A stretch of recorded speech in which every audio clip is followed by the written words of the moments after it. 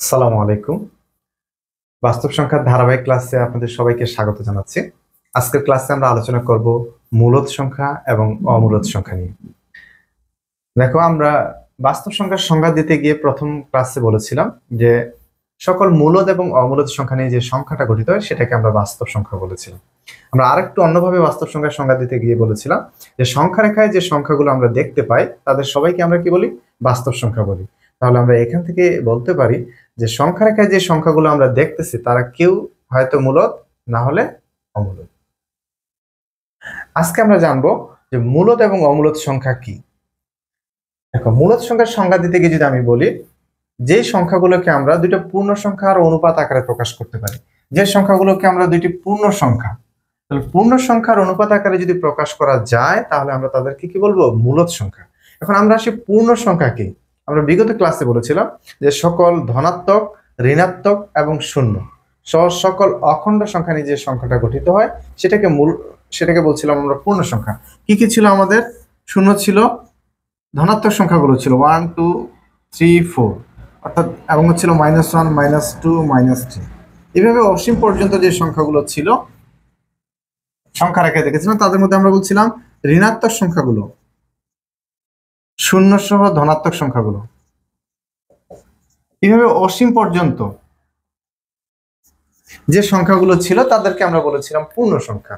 তাহলে আমাদেরকে কন্ডিশন হচ্ছে কি, দুইটা পূর্ণ সংখ্যার অনুপাত আকারে যে সংখ্যাগুলো থাকবে তাদেরকে আমরা মূলদ বলতে পারি। তাহলে পূর্ণ সংখ্যা মানে কি? এইগুলাই অসীম পর্যন্ত আছে। তাহলে আমরা যদি 2/3 বলি, তাহলে 2 ও পূর্ণ সংখ্যা, 3 ও পূর্ণ সংখ্যা, তাহলে এটা একটা মূলদ, দুটো পূর্ণ সংখ্যার অনুপাত আকারে প্রকাশিত হয়েছে।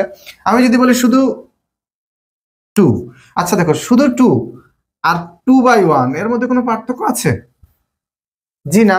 তাহলে এইটা হচ্ছে আমাদের একটা মূলদ সংখ্যা, কারণ 2/1 মানে 2, তাহলে এটা হচ্ছে মূলদ সংখ্যা। তাহলে দেখো, এইগুলা যেহেতু সবগুলা পূর্ণ সংখ্যা, তাহলে আমি কি কখনো এরকম বলতে পারি 0/1 এর মান কত? 0/1 এর মান হচ্ছে 0। তাহলে দেখো তো, 0 একটা পূর্ণ সংখ্যা, 1 একটা পূর্ণ সংখ্যা, তাহলে 0/1 কে আমরা 0/1 আকারে প্রকাশ করতে পারি। তাহলে আমরা 0 কে একটা কি বলতে পারি? পূর্ণ সংখ্যা বলতে পারি, মূলদ সংখ্যা বলতে পারি। তাহলে আমরা কি কখনো 1/0 বলতে পারি? দেখো তো, এখানে 1 পূর্ণ সংখ্যা, 0 কি পূর্ণ সংখ্যা, তাহলে এটাও তো আমরা দুইটা পূর্ণ সংখ্যার অনুপাত আকারে প্রকাশ করতে পারছি, তাহলে এটাকেও মূলদ সংখ্যা বলা উচিত। কিন্তু দেখো, 1/0 এর মান কি হয়ে যায়? অসংজ্ঞায়িত হয়ে যায়, অর্থাৎ ইনফিনিটিভ হয়ে যায়। তাহলে এইটা একটা ব্যতিক্রম চলে আসতেছে, কারণ দুইটা পূর্ণ সংখ্যার অনুপাত আকারে আমরা প্রকাশ করতে পারছি সংখ্যাগুলোকে, তাদেরকে মূলদ বলতেছি। তাহলে এইটাও দুইটা পূর্ণ সংখ্যার অনুপাত, কিন্তু এইটা যেহেতু অসংজ্ঞায়িত হয়ে যাচ্ছে এই জন্য এই মানটা নেওয়া যাবে না। অর্থাৎ নিচের সংখ্যাটা কি হওয়া যাবে না? 0 হওয়া যাবে না। নিচের সংখ্যাটা যদি 0 হয়ে যাচ্ছে তাহলে আমার কি হয়ে যাচ্ছে? অসংজ্ঞায়িত হয়ে যাচ্ছে। তাহলে এই জন্য আমরা বলছি যে সংখ্যাগুলোকে আমরা p/q মানে দুইটা সংখ্যার অনুপাত আকারে, দুইটা পূর্ণ সংখ্যার অনুপাত আকারে প্রকাশ করা যায় তাদেরকে কি বলা হয়? মূলদ সংখ্যা বলা হয়। যেখানে p ও q element of z, element of z মানে কি?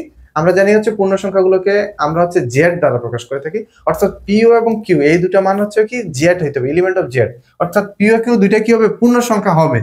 তাহলে p ও q দুইটা পূর্ণ সংখ্যা লিখতে গিয়ে আমরা দেখতেছি নিচে 0টা হওয়া যাচ্ছে না, 0 হলে কি হয়ে যাচ্ছে? অসংজ্ঞায়িত হয়ে যাচ্ছে। এই জন্য এখানে আমাদের আরেকটা কন্ডিশন দিয়ে দিতে হবে, সেটা আমাকে বলতে হবে যে এলিমেন্ট অফ z ঠিক আছে, বাট কিউটা অর্থাৎ নিচে যে মানটা থাকবে, এবং এখানে আরেকটা কন্ডিশন যেখানে কিউ নট ইকুয়াল টু বলতে হবে কি? 0, অর্থাৎ আমি যে কিউ এর মানটা পাচ্ছি সেটা 0 হওয়া যাবে না, অর্থাৎ নিচে যে সংখ্যাটা থাকবে, যখনই আমি পূর্ণ সংখ্যা বলছি যেখানে এবং পি এবং কিউ দুইটাই পূর্ণ সংখ্যা, যখনই এই কথা বলছি তাহলে পূর্ণ সংখ্যা তো 0, তাহলে 0 চলে আসে, কিন্তু অর্থাৎ পি এবং কিউ এর মান 0 চলে আসে। তো উপরে 0 হলে আমাদের কোনো সমস্যা নেই, বাট নিচে যদি 0 আসে তাহলে অসংজ্ঞায়িত হয়ে যাচ্ছে ভ্যালুটা। এই জন্য নিচে যেটা ধরছি সেটা ইকুয়াল টু 0 হওয়া যাবে না। তুমি যদি এখানে p/q না দিয়ে যে সংখ্যাগুলোকে a/b আকারে প্রকাশ করা যায় তাদেরকে মূলদ সংখ্যা বলে, যেখানে a এবং b এলিমেন্ট অফ z, অর্থাৎ a এবং b হচ্ছে পূর্ণ সংখ্যাগুলো হবে। সেক্ষেত্রে তুমি কি লিখতা? তখন এখানে লিখতা এখানে তখন তুমি লিখতা বি নট ইকুয়াল টু 0, অর্থাৎ বি এর মানটা 0 হতে পারবে না, কারণ প্রথমে আমি বলে বলতেছি এ বি দুইটা পূর্ণ সংখ্যা। তাহলে পূর্ণ সংখ্যা যখনই বলতেছি তখন তো 0 চলে আসে, বাট 0টা নিচে আসা যাবে না। এই জন্য আমরা এখানে আরেকটা কন্ডিশন লিখে দিই মূলদ সংখ্যা লেখার ক্ষেত্রে, যে নিচে যে সংখ্যাটা থাকবে সেটা কি হতে পারবে না? 0 হতে পারবে না। তাহলে সেই জন্য আমরা বলছি যেই সংখ্যাগুলোকে আমরা পি বাই কিউ আকারে প্রকাশ করতে পারি বা দুইটা পূর্ণ সংখ্যার অনুপাত আকারে প্রকাশ করা যায় তাদেরকে মূলদ সংখ্যা বলে। পূর্ণ সংখ্যা ঠিক আছে, বাট নিচেরটায় পূর্ণ সংখ্যার মধ্যে জিরোটাও আছে, জিরোটা আসতে পারবে না। আশা করি মূলদ সংখ্যার সংজ্ঞাটা বোঝা গেছে। তাহলে অমূলদ সংখ্যা কি? যে সংখ্যাগুলোকে আমরা দুইটা পূর্ণ সংখ্যার অনুপাত আকারে প্রকাশ করা যায় না, যার করে না হবে তাদেরকে আমরা অমূলদ সংখ্যা বলছি। তাহলে যে সংখ্যাগুলোকে আমরা কি করতে পারবো না, পি বাই কিউ আকারে প্রকাশ করতে পারবো না, সেটা হচ্ছে কি অমূলদ সংখ্যা। আচ্ছা, এখন আমরা দেখবো যে অ্যাকচুয়ালি কোন সংখ্যাগুলো আমাদের মূলদে পড়বে। তো সংখ্যা রেখার মধ্যে এই যে একটা সংখ্যা রেখা, এই সংখ্যা রেখায় অসংখ্য সংখ্যা আছে। এই সংখ্যার মধ্যে কোনগুলো আমাদের মূলদ সংখ্যায় আসবে আর কোনগুলো আসবে কি অমূলদ সংখ্যায় আসবে। দেখো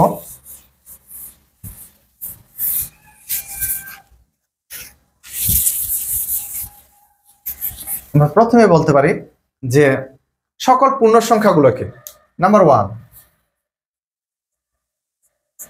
সকল পূর্ণ সংখ্যাগুলো আছে, যতগুলো পূর্ণ সংখ্যা আছে, অর্থাৎ ধনাত্মক, ঋণাত্মক এবং শূন্য, এই সংখ্যাগুলোই তো পূর্ণ সংখ্যা। সকল পূর্ণ সংখ্যাগুলোকে আমরা পি বাই কিউ আকারে লিখতে পারি। যেমন দেখো, আমি জিরোকে 0/1 আকারে লিখতে পারি। দেখো তো দুইটা পূর্ণ সংখ্যার এই 0/1 এর মানও কিন্তু 0। তাহলে দেখো তো জিরোকে আমি দুইটা পূর্ণ সংখ্যার অনুপাত আকারে লিখতে পারছি। আবার দেখো ঋণাত্মক যে সংখ্যাগুলো আছে, -3 কে আমি হচ্ছে -3/1 লিখতে পারি, কারণ এর ভ্যালু হচ্ছে এটা। তাহলে -3/1 মানে হচ্ছে -3। তাহলে দেখো -3 কে আমি কি দুইটা পূর্ণ সংখ্যার অনুপাত আকারে লিখতে পারছি। আবার দেখো আমি যদি 4 বলি, 4 আছে, আমি এই 4 কে আমি কি লিখতে পারি 4/1 আকারে লিখতে পারি, অর্থাৎ 4 এর নিচে কি আছে একটা 1 আছে। তাহলে 4/1 এর মান যা, 4 এর মানও তা। তাহলে সকল পূর্ণ সংখ্যাগুলোকেই আমরা কি করতে পারি এ বাই বি বা পি বাই কিউ আকারে লিখতে পারি। এই জন্য সকল পূর্ণ সংখ্যাগুলো কি হচ্ছে মূলদ সংখ্যা। তাহলে সকল পূর্ণ সংখ্যা,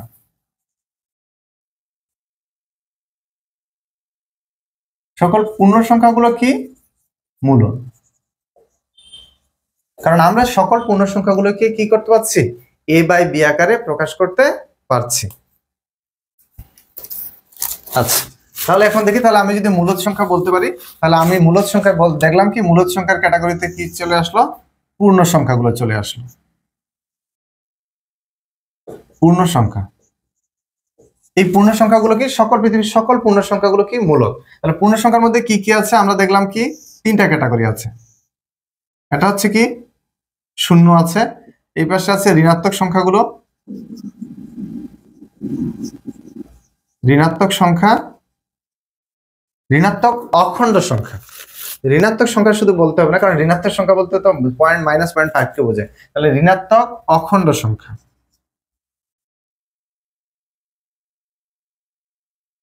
আর আছে কি ধনাত্মক অখণ্ড সংখ্যা। আচ্ছা, অখণ্ড আবার বললে ঝামেলা হয়ে যায়। ধনাত্মক সংখ্যা, ধনাত্মক পূর্ণ সংখ্যা বলি। আর হচ্ছে ঋণাত্মক অখণ্ড না বলে পূর্ণ বলি। তাহলে পূর্ণ সংখ্যার মধ্যে কি আছে, ধনাত্মক পূর্ণ, ঋণাত্মক পূর্ণ সংখ্যা গুলো আছে, শূন্য আছে, ধনাত্মক পূর্ণ সংখ্যা গুলো আছে। তাহলে আমরা এগুলা দেখে বলতে পারি এরা সবাই হচ্ছে মূলদ। তাহলে মূলদের একটা ক্যাটাগরি আমরা পেলাম যে সকল পূর্ণ সংখ্যাগুলো কি মূলদ সংখ্যা, কারণ সকল পূর্ণ সংখ্যাগুলোকে আমরা এ বাই বি বলো বা পি বাই কিউ আকারে প্রকাশ করতে পারি। একটা গেল। দেখো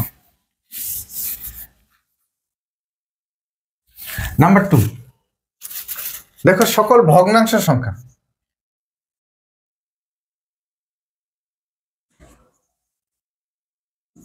দেখো ভগ্নাংশ সংখ্যা, ভগ্নাংশ সংখ্যাগুলোকে আমরা দুই ভাগে ভাগ করে থাকি।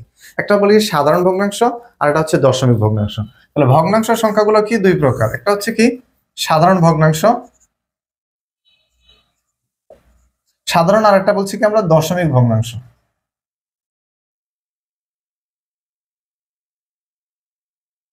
দশমিক ভগ্নাংশ, দেখো সাধারণ ভগ্নাংশ গুলো সংখ্যাগুলো কেমন থাকে আমাদের, এরকম থাকে 2/3, 5/7, 9/4, এরকম থাকে। তাহলে দেখো সাধারণ ভগ্নাংশের দিকে যদি আমি তাকাই, দেখো তো এই সাধারণ ভগ্নাংশগুলোকে অলরেডি দেখো তো পি বাই কিউ আকারে প্রকাশ হয়ে আছে কিনা, অর্থাৎ দুইটা পূর্ণ সংখ্যার অনুপাত আকারে প্রকাশ হয়ে আছে কিনা। তাহলে সাধারণ যে ভগ্নাংশগুলো আছে সেগুলো হচ্ছে কি মূলদ সংখ্যা। তাহলে সাধারণ ভগ্নাংশগুলোকে আমরা কি আবার দুই ভাগে ভাগ করে থাকি, তাই না? একটাকে বলি প্রকৃত, আর একটা হচ্ছে অপ্রকৃত। এই দুই ভগ্নাংশ। তাহলে প্রকৃত বলতে কি, যদি উপরে হচ্ছে লব লবটা যদি ছোট হয় তাহলে প্রকৃত বলেছি, তাহলে এটা হচ্ছে প্রকৃত, এটা প্রকৃত, আর এটা হচ্ছে কি অপ্রকৃত। লবটা যদি বড় হয় তাহলে হচ্ছে কি অপ্রকৃত ভগ্নাংশ। তাহলে এই সাধারণ যে ভগ্নাংশগুলো আছে অর্থাৎ প্রকৃত এবং অপ্রকৃত যে ভগ্নাংশ সংখ্যাগুলো আছে তারা অলরেডি কি আছে পি বাই কিউ আকারে প্রকাশ করা আছে, দুইটা পূর্ণ সংখ্যার অনুপাত আকারে প্রকাশ করা আছে। তাহলে এরা অবশ্যই কি হচ্ছে, তাহলে সাধারণ ভগ্নাংশের মধ্যে যেগুলো সেগুলো অবশ্যই কি হচ্ছে মূলদ সংখ্যা হচ্ছে। তাহলে আমরা বলতে পারি মূলদ সংখ্যা, আমরা বলতে পারি কি ভগ্নাংশ সংখ্যার মধ্যে ভগ্নাংশ যে সংখ্যাগুলো আছে তাদের মধ্যে হচ্ছে আমরা জানি ভগ্নাংশ সংখ্যাগুলোকে, তো ভগ্নাংশ সংখ্যাগুলো মূলদ বলতেছি আমরা। তাহলে ভগ্নাংশের মধ্যে যারা আছে কি আছে সাধারণ ভগ্নাংশ,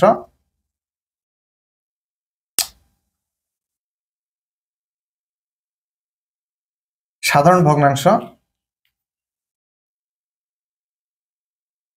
তারা হচ্ছে মূলদ। সাধারণ ভগ্নাংশ আমরা দুই ভাগে ভাগ করতে, একটা হচ্ছে কি প্রকৃত প্রকৃত আর একটা হচ্ছে অপ্রকৃত। তাহলে এরা হচ্ছে মূলদ সংখ্যা, কারণ এরা অলরেডি কি আছে পি বাই কিউ আকারে প্রকাশ করা আছে। তাহলে সাধারণ ভগ্নাংশের আরেকটা পার্ট হচ্ছে কি আমাদের দশমিক ভগ্নাংশ।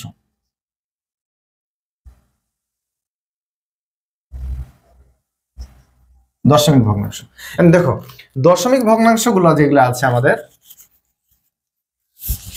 তো দশমিক যে ভগ্নাংশ সংখ্যাগুলো আছে এই সংখ্যাগুলো আবার আমাদের দুই প্রকার, একটা হচ্ছে সসীম আর একটা হচ্ছে অসীম।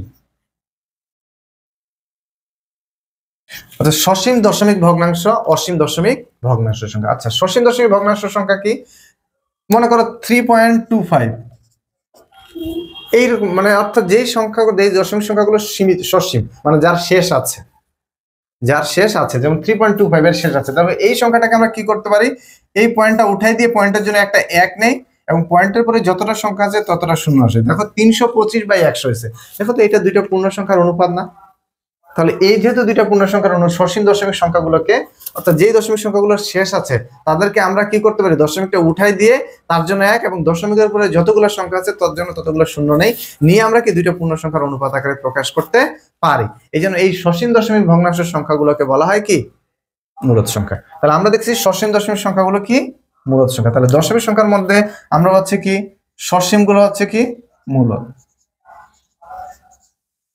সসীম দশমিক ভগ্নাংশ সংখ্যা। তাহলে সসীম দশমিক ভগ্নাংশ সংখ্যাগুলোকে আমরা কি করতে পারছি, দুইটা পূর্ণ সংখ্যার অনুপাত আকারে প্রকাশ করতে পারছি। এই জন্য সসীম দশমিক ভগ্নাংশ সংখ্যাগুলো হচ্ছে মূলদ সংখ্যা নাম্বার। তাহলে দেখো অসীম দশমিক সংখ্যা, দশমিক সংখ্যাগুলো দুই ভাগে, অসীমের মধ্যে আমাদের দুটো আছে। অসীম দশমিক সংখ্যাগুলো আছে কি, অর্থাৎ যাদের কোনো শেষ নাই, অসীম পর্যন্ত চলে যাবে। এরা আবার দুই প্রকার, একটা হচ্ছে অসীম আবৃত আর একটা হচ্ছে অসীম অনাবৃত। অসীম আবৃত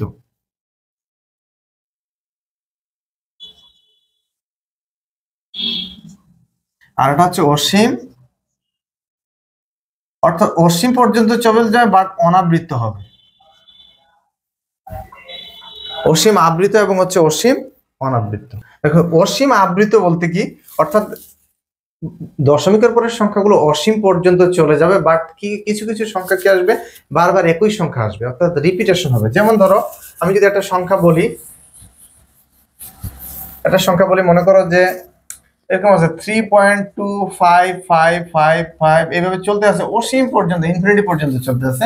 তখন আমরা বলি যে এই সংখ্যাটা 5 সংখ্যাটা বারবার কি আসতেছে, এরপরে যত দূর পর্যন্ত ক্যালকুলেশন করো সবসময় 5-এ চলে আসবে। এই জন্য বলি যে এই 5 সংখ্যা বারবার আসতেছে, এই জন্য তাদেরকে বলে আবৃত সংখ্যা, অর্থাৎ অসীম পর্যন্ত যাচ্ছে কিন্তু আবৃত হচ্ছে। তখন এইটা সংখ্যাটাকে আমরা এরকম লিখি 3.25 এর উপরে পৌনপুনিক। পৌনপুনিক দেওয়া মানে কি, যে সংখ্যাটার উপর পৌনপুনিক দিব সেই সংখ্যাটা বারবার আসে, এই জন্য এটাকে বলে অসীম আবৃত। আবার এরকমও থাকতে পারে অনেক সময় 3.205 অর্থাৎ এরকম সংখ্যাগুলো আসছে। দেখো এই তিনটা সংখ্যা বারবার আসতেছে, তখন এটাকে আমরা লিখতে পারি 3.205, যেহেতু 2 থেকে 5 এর উপর পৌনপুনিক, অর্থাৎ এই 2 থেকে 5 পর্যন্ত যে সংখ্যাগুলো আছে এর মাঝে এরা সবাই বারবার এইভাবেই আসতেছে। যে এই যে সংখ্যাগুলো আছে এই সংখ্যাগুলোকে আমরা কি করতে পারি, দুইটা পূর্ণ সংখ্যার অনুপাত আকারে প্রকাশ করতে পারি। কিভাবে, দেখো এই সংখ্যাটাকে আমরা কি লিখি, যেমন আমরা দুইটা পূর্ণ সংখ্যার অনুপাত মানে কি, এরকম এই উপরে একটা থাকবে আর নিচে আরেকটা থাকবে, এই তো দুইটা পূর্ণ সংখ্যার অনুপাত, তাই তো।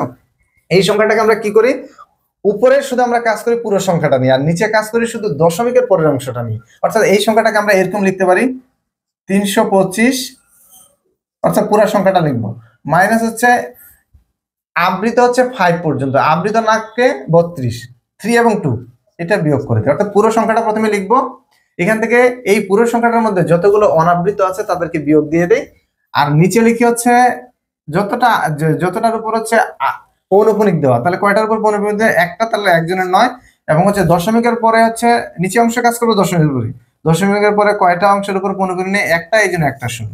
অর্থাৎ এই যে সংখ্যাটাকে আমরা করলাম, এটা বিয়োগ করে এটা বিয়োগ করে, দেখো তো দুইটা পূর্ণ সংখ্যার অনুপাত আকারে প্রকাশ করতে পারছি। এই জন্য এই অর্থাৎ আবৃত যে দশমিক ভগ্নাংশগুলো আছে, দশমিক সংখ্যাগুলো আছে, অসীম আবৃত দশমিক যে সংখ্যাগুলো আছে, তাদেরকে আমরা কি করতে পারি? দুইটা পূর্ণ সংখ্যার অনুপাত আকারে প্রকাশ করতে পারি। এই জন্য হচ্ছে অসীম আবৃত দশমিক সংখ্যাগুলো হচ্ছে আমাদের হচ্ছে মূলদ সংখ্যা। আবার দেখো এই সংখ্যাটাকে মনে করে যে কোনো একটা সংখ্যা আছে, আমরা এটা দেখাবো আর কি কিভাবে অসীম আবৃত দশমিক সংখ্যাগুলোকে আমরা কি করতে পারি? দুইটা পূর্ণ সংখ্যার অনুপাত আকারে অর্থাৎ ভগ্নাংশ সংখ্যায় সাধারণ ভগ্নাংশ সংখ্যা প্রকাশ করতে পারি, সেটা আমরা দেখবো। তাহলে আমরা বলছি কি অসীম আবৃত দশমিক সংখ্যাগুলো অসীম পর্যন্ত যাবে, কিন্তু কি থাকবে? আবৃত, আবৃত দশমিক সংখ্যা, অসীম আবৃত দশমিক সংখ্যাগুলো হচ্ছে কি মূলদ সংখ্যা। কিন্তু যারা অসীম অনাবৃত আছে, অর্থাৎ কোন একটা সংখ্যা এরকম আসলো 3.256109556 এইভাবে আসতেছে, এভাবে কি অসীম পর্যন্ত চলছে, দেখছো? কোন একটা সংখ্যা নেই যে বারবার আসতেছে, এবং কি অসীম পর্যন্ত একই সংখ্যা আসবে। যদি আসে না, এই অসীম অনাবৃত সংখ্যাগুলোকে আমরা কি করতে পারি না? দুইটা পূর্ণ সংখ্যার অনুপাত আকারে প্রকাশ করতে পারি না, কারণ আমরা জানি না যে এই সংখ্যাটা কতদূর পর্যন্ত গেছে এবং এর শেষে কি আছে, এটা টোটালি আমার অজানা। এই জন্য এই অসীম অনাবৃত সংখ্যাটাকে আমরা কি করতে পারি না? দুইটা পূর্ণ সংখ্যার অনুপাত আকারে প্রকাশ করতে পারি না। এই জন্য এটা হচ্ছে একটা অমূলদ সংখ্যা। তাহলে দশমিক সংখ্যার মধ্যে যে অসীম অনাবৃত আছে, সেটা কোথায় চলে যায়? সেটা অমূলদ সংখ্যায় চলে যায়। তাহলে অমূলদ সংখ্যা আমরা বলতে পারি কি অসীম থাকবে, অসীম অনাবৃত দশমিক সংখ্যাটাই হচ্ছে কি অমূলদ সংখ্যা। তাহলে আমাকে যদি বলা হয় মূলদ সংখ্যা কি, তাহলে প্রথম বলতে পারবো কি সকল পূর্ণ সংখ্যাগুলো মূলদ সংখ্যা। তাহলে পূর্ণ সংখ্যার মধ্যে 0 থেকে শুরু করে ধনাত্মক পূর্ণ সংখ্যা, ঋণাত্মক পূর্ণ সংখ্যাগুলোই হচ্ছে মূলদ সংখ্যা, 1 নম্বর। 2 নম্বর হচ্ছে ভগ্নাংশ সংখ্যার মধ্যে যেটা সাধারণ ভগ্নাংশ, তারা তো অলরেডি a বাই b আকারে প্রকাশিত আছে, এবং সাধারণ ভগ্নাংশ সংখ্যাগুলো অর্থাৎ প্রকৃত এবং অপ্রকৃত ভগ্নাংশগুলো হচ্ছে মূলদ সংখ্যা। তারপর অসীম দশমিক সংখ্যাগুলো অর্থাৎ দশমিক সংখ্যার মধ্যে যারা আছে সসীম দশমিক সংখ্যাগুলো হচ্ছে মূলদ সংখ্যা, কারণ তাদেরকে আমরা কি দশমিকটা উঠাই দিয়ে আমরা কি করতে পারি? দুইটা পূর্ণ সংখ্যার অনুপাত আকারে প্রকাশ করতে পারি। অসীম দশমিক সংখ্যাগুলোর মধ্যে ঝামেলা হচ্ছে কি অসীম যেগুলো হচ্ছে আবৃত তারা হচ্ছে মূলদ, আর যেটা অসীম অনাবৃত তারা হচ্ছে কি অমূলদ সংখ্যা। আশা করি বোঝা যাবে। এখন আরো কিছু কিছু ব্যতিক্রম আছে, আরো কিছু কিছু মূলদ আছে, অমূলদ আছে। যেমন দেখো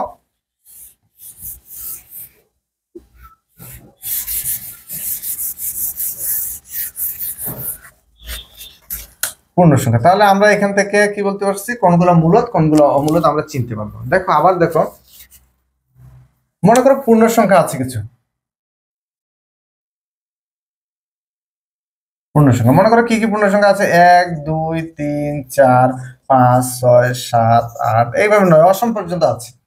তাহলে এই পূর্ণ সংখ্যাগুলোকে যদি আমি বর্গ সংখ্যায় রূপান্তর করি, অর্থাৎ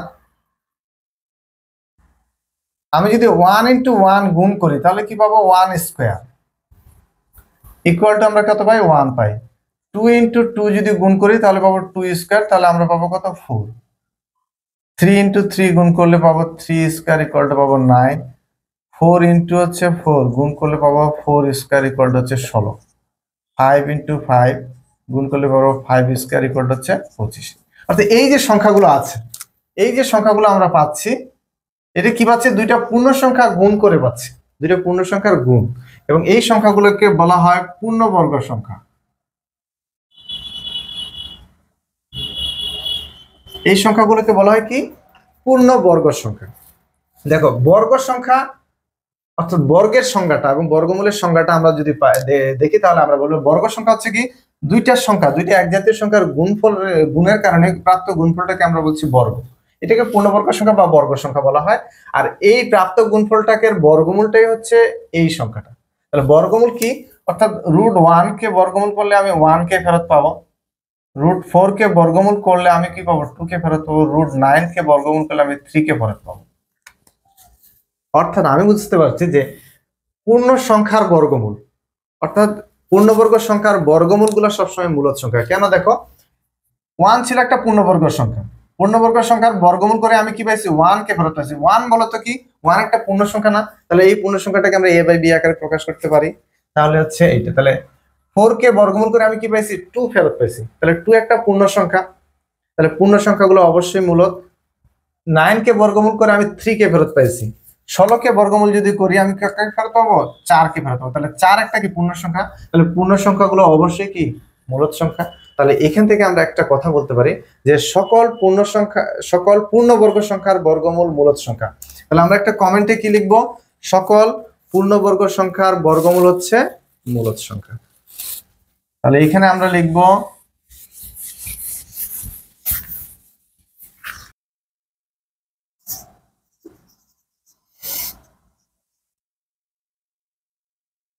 পূর্ণবর্গ সংখ্যার বর্গমূল মূলদ সংখ্যা।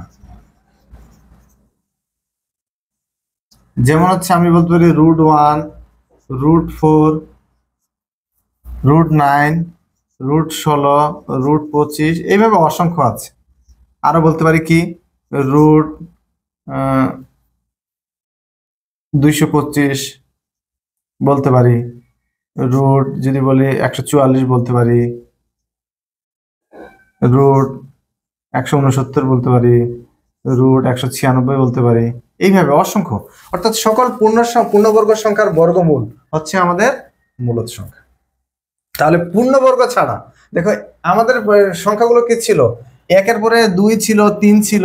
তাহলে পূর্ণবর্গ ছাড়া সকল পূর্ণবর্গ ছাড়া সকল পূর্ণ সংখ্যার বর্গমূল হচ্ছে অমূলদ সংখ্যা। যেমন এখানে 1 গেছে, 4 গেছে, 9, তাহলে 1-এর পরে আছে কি 2, √2, √3, √4 বাদ, √5, √6, √7, √8। অর্থাৎ পূর্ণবর্গ ছাড়া সকল পূর্ণবর্গ সংখ্যাগুলো ছাড়া সকল পূর্ণ সংখ্যার বর্গমূল হচ্ছে অমূলদ সংখ্যা। কারণ আমরা জানি এই পূর্ণ সংখ্যাগুলোর মধ্যেই পূর্ণবর্গ সংখ্যাগুলো আছে।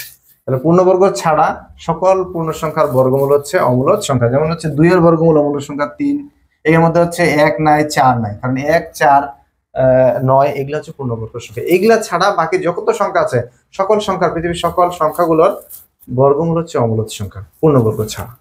আশা করি বোঝা গেছে। ঠিক তেমনি আমরা বলতে পারি সকল ঘন সংখ্যার ঘনমূল। সকল ঘন সংখ্যা মনে করো হচ্ছে কি 3টা 1 গুণ করলে কি পাবো, 1 কিউব। 1 কিউব মানে হচ্ছে 1। 3টা 2 যদি আমি গুণ করি তাহলে পাবো 2 কিউব মানে হচ্ছে 8। 3টা 3 যদি আমি গুণ করি 3 কিউব মানে হচ্ছে কত, 27। তাহলে এই ঘন সংখ্যাগুলো অর্থাৎ 1 কে যদি আমি ঘন করি তাহলে আমি 1 কে ফেরত পাবো, 8 কে যদি আমি ঘন করি তাহলে আমি 2 কে ফেরত পাবো, 27 কে যদি আমি ঘনমূল করি তাহলে আমি 3 কে ফেরত পাবো। তাহলে দেখো আমরা কি পাচ্ছি, অর্থাৎ সকল ঘন সংখ্যা, এগুলাকে বলা হয় ঘন সংখ্যা। তাহলে সকল ঘন সংখ্যার ঘনমূল হচ্ছে কি একটা পূর্ণ সংখ্যা, আর আমরা জানি পূর্ণ সংখ্যাগুলো হচ্ছে মূলদ সংখ্যা। তাহলে আমরা এখানে লিখতে পারি সকল ঘন সংখ্যার ঘনমূল, সকল ঘন সংখ্যার ঘনমূল গুলো হচ্ছে কি মূলদ সংখ্যা। তাহলে কি মূলদ সংখ্যা বলতে আমরা এখানে কি বোঝাবো, তাহলে ঘনমূল 1, ঘনমূল হচ্ছে 8, ঘনমূল 27, আর বলতে পারি হচ্ছে 64, ঘনমূল 125, ঘনমূল 216 বলতে পারি, ঘনমূল বলতে পারি কত, সরি ঘনমূল 343 বলতে পারি। এই যতগুলো ঘন সংখ্যা আছে তাদের ঘনমূল গুলো হচ্ছে কি অবশ্যই মূলদ সংখ্যা। তাহলে ঘন সংখ্যা বাদে পৃথিবীর যতগুলো সংখ্যা আছে সকল সংখ্যার ঘনমূল হচ্ছে অমূলদ সংখ্যা। যেমন দেখো তুমি এখানে কি পাইছো, 1 পাইছো, 8 পাইছো, তাহলে 1 এর পরে কি আছে, 2 আছে। তাহলে ঘনমূল 2 হচ্ছে একটা কি অমূলদ সংখ্যা, ঘনমূল 3 হচ্ছে একটা অমূলদ সংখ্যা, ঘনমূল 4 হচ্ছে মূলদ সংখ্যা, ঘনমূল হচ্ছে 5 হচ্ছে অমূলদ সংখ্যা, ঘনমূল 9 হচ্ছে একটা অমূলদ সংখ্যা, ঘনমূল 8 বাদে বাকি যেগুলো আছে সেগুলো সবগুলো হচ্ছে অমূলদ সংখ্যা। আশা করি বোঝা গেছে। তাহলে এখন যদি আমাদের সঙ্গে মূলদ সংখ্যা এবং অমূলদ সংখ্যা আসে, আমরা অবশ্যই পারবো যে কোনগুলা মূলদ সংখ্যা কোনগুলা অমূলদ সংখ্যা। দেখি একটা উদাহরণ দেখি আমরা।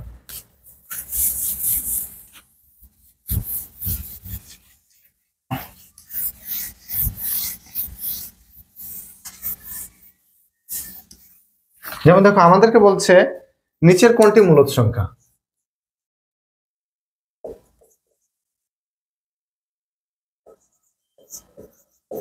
নিচের কোনটি মূলদ সংখ্যা। দেখো আমাদেরকে দিয়ে আমাদেরকে অপশন দিছে ক, মনে করা দিছে আমাদের ঘনমূল 130, তারপর দিছে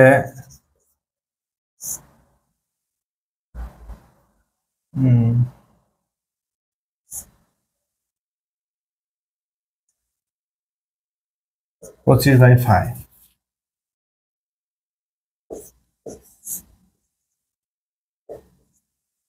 তেতাল্লিশ দিচ্ছে,